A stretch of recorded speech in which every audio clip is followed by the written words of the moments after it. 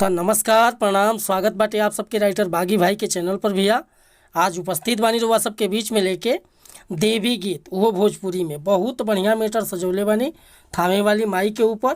और दिल से बताओ तनी भैया कि अगर नया म्यूजिक बनवा के आ बढ़िया से गायकी कर देता नहीं तो गाना 100% वायरल हुई भैया। बहुत मस्त मैटर बा। तो चलिए मैटर के शुरुआत कल जा, लेकिन शुरुआत करे से पहले भैया एगो बात बतावल चाहो कि रुआ अगर नया सिंगर बानी आ सिंगिंग में इंटरेस्ट बा, अच्छा मैटर के तलाश में भटकतानी, अच्छा मैटर रुआ के नइखे मिलत, अच्छा गीत रुआ के नइखे मिलत, अगर हमरा चैनल पर आ गइल बनी भैया तो निराश भइला की जरूरत नइखे। रुआ जैसन भी मैटर चाहत हो कब लिखवावे के, चाहे हिंदी में या चाहे भोजपुरी में, हर तरह के मैटर हम राइट करनी भैया। चाहे orchestra song, sad song, love song, रंगदारी सॉन्ग, देवी गीत, भोला भजन, चाहे सीजनली कोनो प्रकार के मैटर हुआ लिखवावे के बा बेहिचक संपर्क कर सकीले। बिल्कुल उचित चार्ज पर मैटर हुआ के मन पसंद के मिली भैया। व्हाट्सअप के जरिए मैटर में कोनो प्रकार के शिकायत ना मिली, हर तरह के मैटर मिली। तरुआ से कहल चाहब कि चैनल पर नया बानी तो चैनल के सब्सक्राइब कर ली, बेल आइकन प्रेस कर ली, ताकि हर रोज़ रुआ सबके बीच में नया नया मैटर लेकर हम उपस्थित होते रही और सबसे पहले नोटिफिकेशन आपके मिले। आज के गाना बहुत बढ़िया कंपोजिशन बाटे, देखी कैसे गावे के बा कि सरधावा ले ले चली थामे नगरिया आ किन ले ही राजा नारियल चुनरिया।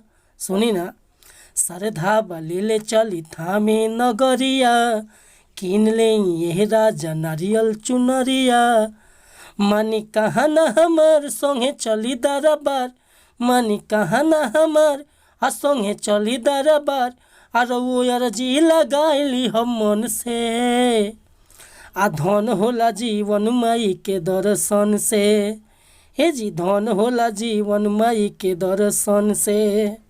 श्रद्धा ले ले चली थामे नगरिया किन ले ही राजा नारियल चुनरिया।